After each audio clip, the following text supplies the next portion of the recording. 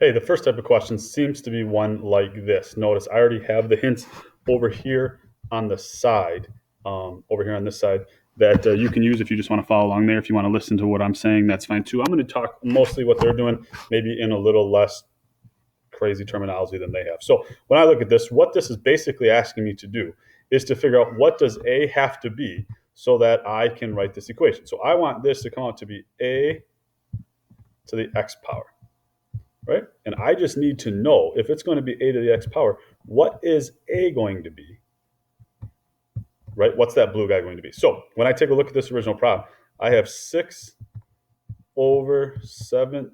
I'm going to color code this on purpose. All right, parentheses. Again, my mouse isn't great. Don't make fun of me. 9 with the letter x, which is in our red, right? And we know that this is equal to, that's an x, by the way, a, which is in blue, right? So we have our a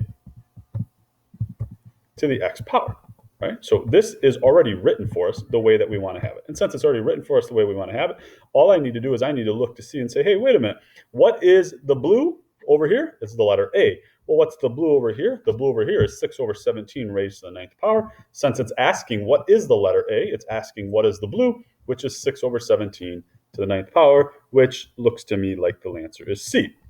So that's our first type of question, right? And then we get another one that appears that looks something like this, right? And so in this problem, it's basically the same type of question. The difference being is it doesn't give it to us right away. So let's go rewrite what we have. So we start with, we are looking for 3 to the x power, right? So we need this to be 3 to the x power. And it starts us with a to the 5 x power. Well, that is not very helpful, right? So we think right off the bat, if you use the other one, there's probably going to have to be a 3 in here, correct? So this a is going to have something with a 3. Somehow there needs to be a big 3. The problem is and by putting in a big 3, when we go to put in our big 3 over here on this side, we have 3 to the 5x.